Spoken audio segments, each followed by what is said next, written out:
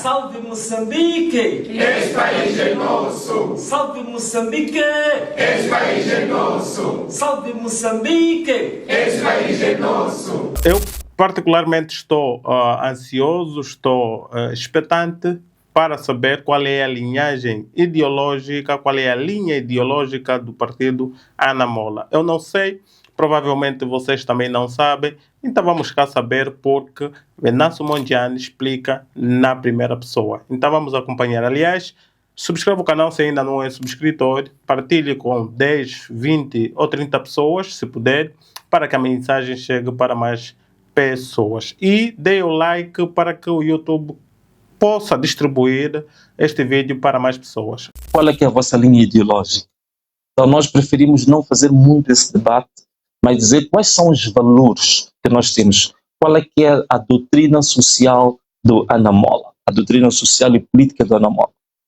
E esses valores passam naturalmente pela fraternidade. Quer dizer, nós acreditamos profundamente que esta é uma das questões que o país está a precisar, que é do resgate, digamos, deste sentido de pertença a uma nação, do respeito mútuo, do respeito pela dignidade entre os moçambicanos. A questão da justiça social, este também deve ser um dos maiores e valores, digamos, mais destacados. Que a questão da justiça social para nós é um dos maiores princípios éticos e políticos que nós temos. Quer dizer, nós não podemos ser uma nação que sonha chegar onde quer chegar sem valores de igualdade, sem oportunidades de igualdade de acesso às oportunidades que o país tem, sejam oportunidades económicas, financeiras, educacionais, seja lá de que for. Mas se nós não tivermos o princípio de que essas oportunidades devem ser de acesso livre e igualitário para todos, então nós não temos Estado. Aí entramos naquilo que o professor Tibana, vou lhe citar muito hoje, ele fala do desafio existencial do Estado. Quer dizer, para existir um Estado, há questões fundamentais que vão nos permitir dizer que o Estado existe ou ele não existe. Para a existência de um Estado, na perspectiva do Anamola, justiça social é fundamental. Se não há oportunidades igualitárias para todos, então há um problema existencial desse mesmo Estado. Então, a questão da inclusão, né? Muita gente fala disto, é fundamental. A questão da paz. A paz é um valor crucial sem o qual não há programa político, não há política pública, não há manifesto, não há projeto de sociedade, não há utopia, não há nada. Acho que toda a gente viu, ontem cheguei ao aeroporto de Maputo, ao sair em direção à casa, então foram balas verdadeiras, gás lacrimogéneo sobre todos nós. Quer dizer, sem paz, impossível termos Estado. Há um problema existencial do Estado. Progresso, isto é fundamental. Quer dizer, progresso envolve muita coisa, desde a tecnologia, a inovação, por aí fora. Não há Estado hoje que resista no contexto atual sem valor do progresso. Integridade, isto é fundamental.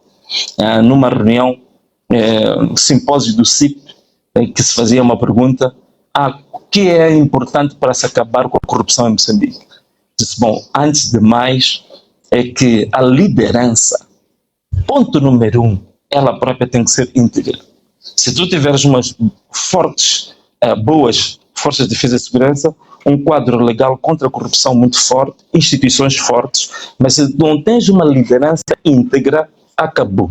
Então, todo o projeto de combate à corrupção também vai de água abaixo. Então, a integridade é fundamental. Então, estes são os valores fundamentais onde o Anamola se assenta, a partir do qual, para começar a desenhar depois pilares, né, técnicos que têm a ver com a economia, têm a ver com a educação, têm a ver com o turismo, agricultura.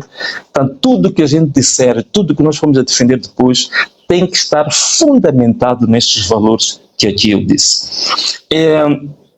Há 3 grandes prioridades estratégicas que nós temos para Moçambique. Primeiro, eu já tinha falado, volto a repetir, mudar as regras de jogo. Não é? E esta questão de mudar as regras de jogo em termos concretos, o que é?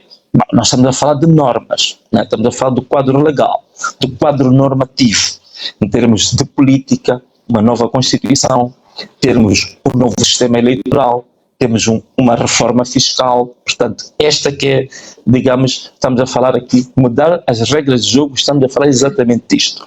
Ponto número 2, pilares. Investir em infraestruturas. Isto é fundamental. E quando a gente fala de investir em infraestruturas, não é só em infraestruturas físicas, né? Estradas, pontes, barragens, por aí fora. Também quando a gente fala de investir em infraestruturas, há infraestruturas não visíveis, né? Infraestruturas tecnológicas, por exemplo, também. Hoje em dia, o debate de infraestruturas não é só coisas tangíveis, né? Também esta infraestrutura digital, infraestruturas tecnológicas de inovação, hoje são um dos pilares fundamentais. Outra questão, o desenvolvimento social e do capital humano.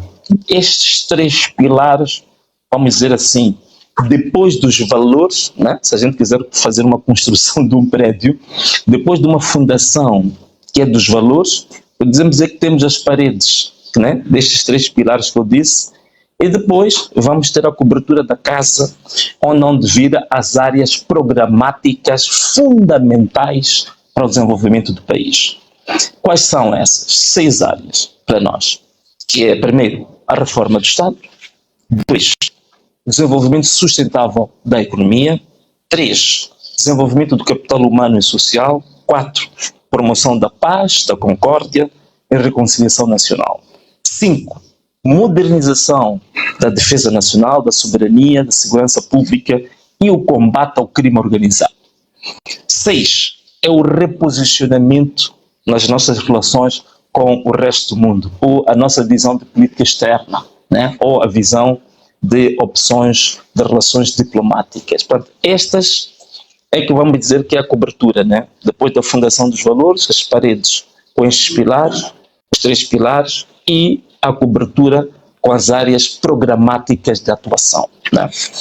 Passando isto, o que nós... Vou só, talvez, para não deixar a coisa muito abstrata, quando a gente fala da reforma do Estado, há muita coisa, podem encontrar no nosso livro, muitos detalhes sobre isso, mas talvez vou falar daquelas coisas que são mais fáceis e talvez ideias mais simples de nós fazermos o debate. Primeiro, defendemos uma nova Constituição da República, temos uma descrição muito detalhada aqui que nós queremos a Constituição da República e temos várias leis estruturantes, para além da Constituição da República, que pretendemos, que sonhamos que sejam revistas e algumas delas também criadas para que Moçambique seja diferente. Ainda dentro dessa questão da reforma do Estado, o sistema eleitoral, não é, que tem sido a pedra de toque para os vários conflitos que a gente tem tido ciclicamente em cada 5 anos. Isto já vem desde 1994, portanto, invariavelmente sempre temos estes problemas. Portanto, é preciso um sistema eleitoral moderno, despartidarizado, independente do controle do Poder Executivo. Portanto, esta é que é, em linhas gerais, aquilo que nós queremos referir com a reforma do sistema eleitoral. Hoje há muita coisa que pode ocorrer, pode ser dita, que hoje não temos tempo para isso. A única ideia que nós vamos adiantar hoje, relativamente ao sistema eleitoral, que há muita coisa que se possa dizer, mas a experiência pessoal que eu tenho, depois de 6 eleições em Moçambique, uma das questões fundamentais que pode ser feita, sem precisar de mudar muito a própria lei que existe hoje, é termos um consenso em relação a alguns procedimentos eleitorais. Quais são? O principal, o fundamental para mim, é o chamado apuramento parcial, ou o apuramento primário, aquele que se faz no dia depois da votação, até, digamos, mais ou menos 0 horas, 1 hora, 2 horas, e depois se fixa o edital. Aquele apuramento é possível, sem nos compararmos com a Europa, com os Estados Unidos, compararmos com alguns países africanos aqui pertinho, como a África do Sul, como Botsuana, são países africanos que são aqui muito ao nosso redor, com aquilo que Moçambique já faz hoje. Não precisamos inventar nada. Que já se faz hoje, para aquele apuramento parcial, é possível evitarmos conflitos eleitorais. Como? Convertermos aquele apuramento que é feito para que seja um apuramento online, em tempo real. Isso é feito, não é difícil. E nem é preciso um grande investimento, nem é preciso fazermos grandes, digamos assim, grandes investimentos e irmos ao Banco Mundial pedir dinheiro, não é preciso. Com a tecnologia que temos, com os meios que temos, é possível fazer um apuramento parcial online. E isso resolveria boa parte dos grandes problemas que nós temos. E como prova disso, em 2023, na cidade de Maputo, nós fizemos um ensaio de um apuramento parcial só para a cidade de Maputo. Com a pouca capacidade que nós tínhamos, conseguimos fazer isso. E colocamos um link no Google Drive que qualquer pessoa, em qualquer parte do mundo, acompanhava o que o nosso gabinete operativo estava a fazer em termos de contagem paralela. Sabia em cada escola quais eram os votos, e não só os números, como também a evidência, que é o edital, porque pode-se anexar o scan do edital e prover isto.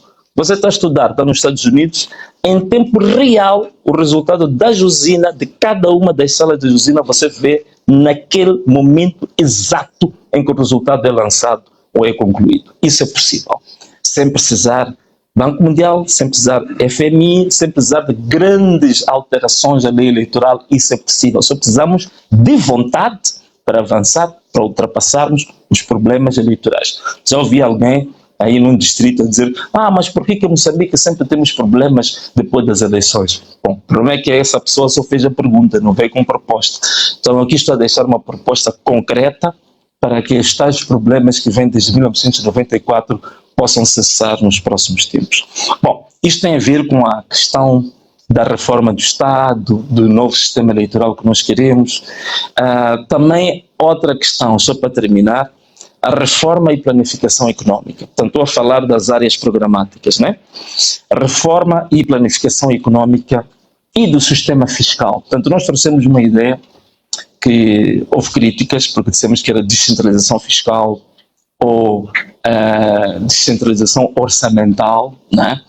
É que houve muitas palavras a dizer que não, o termo não era tecnicamente certo, mas o que importa com essa ideia que nós trouxemos, que todos imitaram, é simples, é a capacidade de podermos coletar e fazer a retenção de parte da receita dos impostos e taxas e usar esses impostos e taxas retidos para financiar os planos e orçamentos provinciais.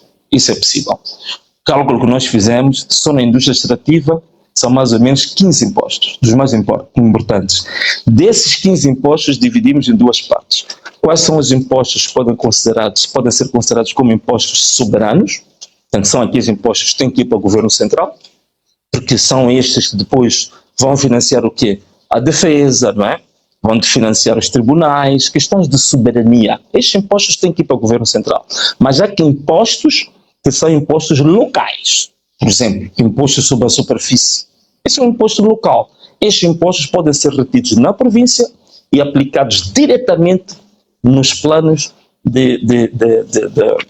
planos e os orçamentos provinciais. Esta foi a grande inovação que continuamos até hoje a acreditar e a defender a mesma coisa. Outra questão tem a ver com aquilo que chamamos de capital social, que muitas vezes não se fala muito em Moçambique de capital social, fala-se mais do capital humano.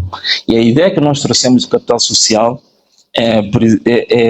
tem a ver com como é que nós podemos implementar determinadas medidas ou políticas sociais que possam ter impacto direto na economia, que possam ter impacto direto na vida das pessoas. Uma das ideias que nós trouxemos é a instituição de dois bancos, chamamos de Banco Jovem e Banco Mulher. Os detalhes destes dois bancos estão no manifesto, hoje não quero detalhar muito, ia levar muito tempo, mas é uma das formas inovativas. Portanto, não estou a falar de tudo, estou a falar de questões que acho que são mais perceptíveis, mais fáceis de entender. Venâncio Mondlane, que teve o seu partido recentemente aprovado, você não imagina a tamanha ansiedade daquela população, principalmente a camada juvenil, que esperava muito que o partido fosse ser aprovado. E o partido foi aprovado no dia 7 deste mês. Dia 19 teve a sua primeira reunião da primeira comissão executiva daquele partido. Como vocês puderam ouvir, está mais do que claro que o seu presidente está completamente preparado para dirigir Moçambique ou para levar Moçambique a um bom porto.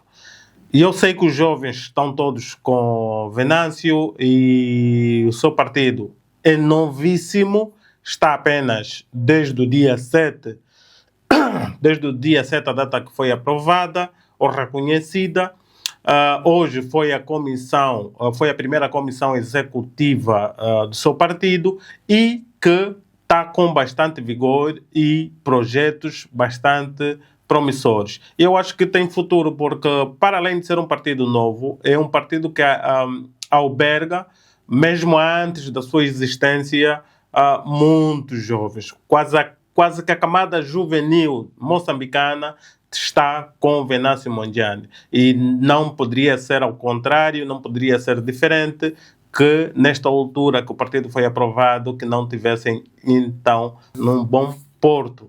E não decepcione principalmente os jovens, eu acredito que não, porque ele tem noção disso e as pessoas que o seguem são, na sua maioria, jovens, e os jovens estão nas redes sociais e conseguem comparar, fazerem determinadas comparações paralelas com as realidades de outros países. Então acredito que Venâncio sabe da massa que tem e sabe também da força que lhe pode guiar para conduzir Moçambique num bom caminho. Então, era isso. Subscreva o canal se ainda não é subscritor. Estamos juntos e até o próximo vídeo. Bye, bye.